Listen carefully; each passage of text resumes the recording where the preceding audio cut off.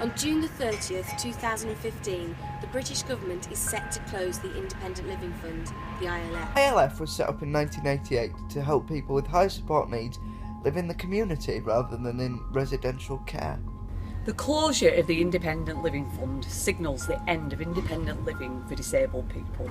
It took disabled people many years to fight their way out of institutions and to have the same chances as everyone else to live in and contribute to the community. Without the ILF, the care of its 17,500 users will become the responsibility of their local authority. It will be down to individual policies of that authority how their care will be delivered.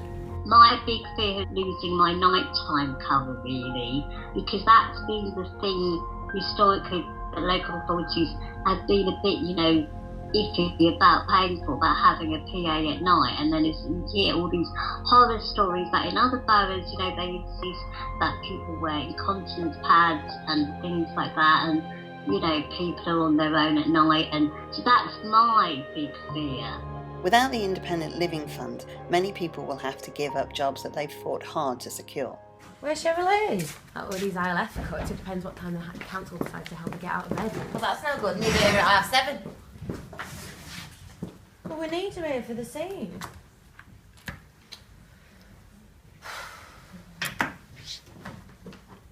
It's supposed to be at 7:30.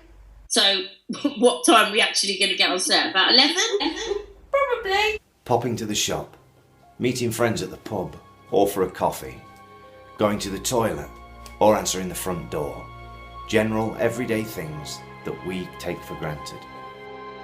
Hi, my name is Brian, and without the ILF, how will I get out of bed, get dressed, wash and shave, use the toilet, get out and be part of the world? I don't want to be a prisoner in my own home or shut away in residential care. Under the new guidelines, local authorities are even obliged to ensure you get hot meals every day. Many authorities work on a so-called clean and feed policy. Instead of aid to 24-hour assistance, they deliver several 15-minute slots of care throughout the day, meaning people will have to decide between such basic needs as eating or personal hygiene within a short prescribed time slot. And let's face it, I smell bad enough to start with. It's a postcode lottery, and many people will only get help with being washed and fed. That's it. That's what you're doing?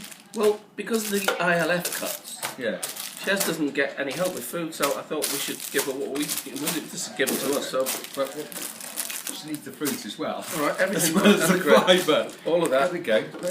Just, I'd cook her something myself, but I can't do anything. You might poison her. Yeah, I might poison her. So, I've been thinking, you've not been able to get out much since they cut the Independent Living Fund, but I thought maybe this would be a good idea.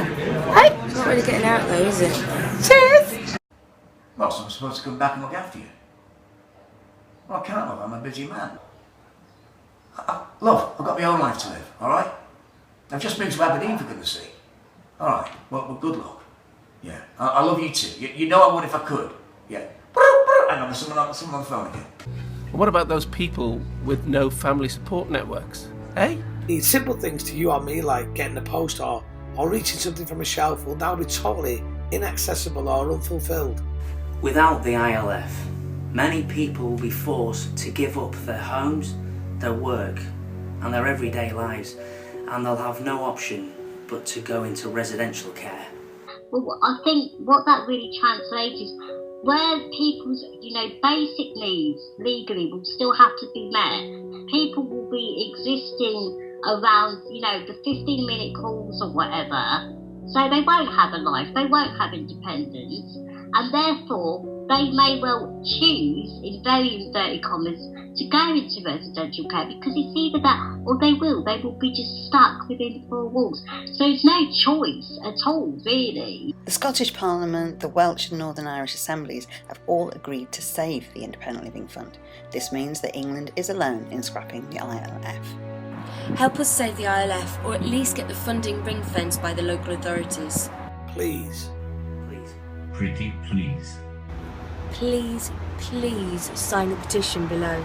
If this was you, your family, or your friends, would you want to take this away?